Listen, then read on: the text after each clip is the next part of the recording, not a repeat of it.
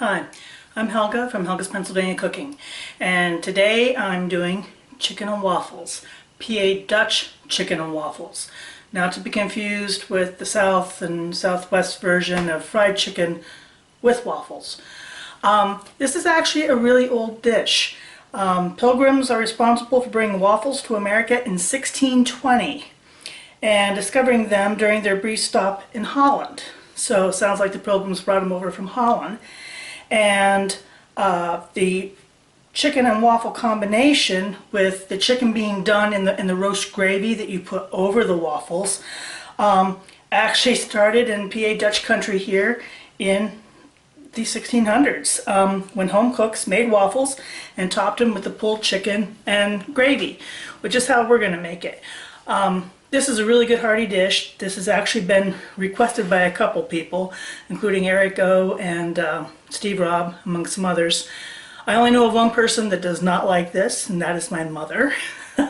But she's from Western New York and had a sugar shack in the family, so she thinks that anytime you have waffles and you do not have maple syrup on it, you're basically sacrilegious.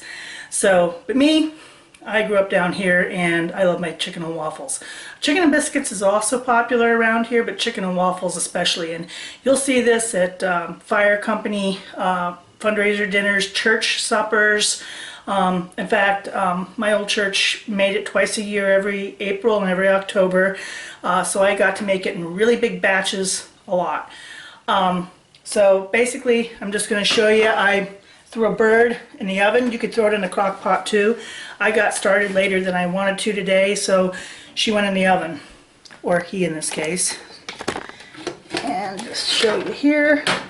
And all I'm going to do is debone him and throw the meat off to the side, because then I'm going to use the broth here from doing the bird to make my gravy that the meat will go back into and that we'll put on stuff.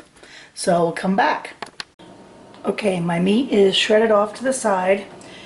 I added more water so I'll have enough gravy. Brought that back up to a simmer. I added a couple teaspoons of the chicken Better Than Bullion to help give it a little more depth of flavor. Throw a little pepper in. And then I just mix up, you can either use cornstarch or flour and some water. Always mix pre-mix first as your thickening agent, because if you just add cornstarch or flour by itself to hot liquid, it'll clump, and that's often why people's gravy tends to be lumpy. So always do that beforehand. And I'll just keep adding till I start getting the consistency that I want. I'm also making my waffles as we speak. Yes, I make them homemade, as I'll show you here shortly. And I will include the recipe for that as well down in my description. I always include the recipes for whatever I'm making in the description, so always check out the description, guys. Add a little bit more. Keep stirring here. Check on waffles. I gotta be careful because everything is hot. So here they are, just so you have proof. Obviously no egg goes here. Just wouldn't taste the same. I mean, yeah, you can do that, but it just wouldn't taste the same. And yes, you can do you can use baking mix like Bisquick. You absolutely can. But I usually just make everything from scratch when I'm doing this. And believe it or not, for those church suppers, they do the same thing. All from scratch. That's what makes everything so good when you have those old church suppers and the fire company dinners. It's all the old way. There we go. And while they continue to cook, we'll finish off our gravy. So I've finished adding in my flour and water mixture, and this is about the consistency you want. You don't want it too thick because you're adding the meat in, which gives it some body. So, and you want it to fill in all the nooks and crannies of the waffles as well. So I shredded the meat, and we're just going to sprinkle this all back in. Mix this in good. And I'm going to let this come down to a simmer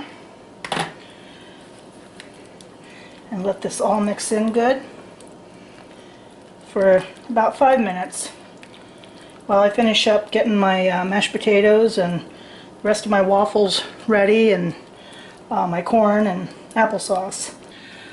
Okay, so I've let it simmer here for another 5 minutes or so while I finished up my waffles and mashed my potatoes and got my corn done and my applesauce out. So here's what it looks like, and then I'm going to throw it in a big bowl and we'll plate everything up, and I'll show you what the end result looks like.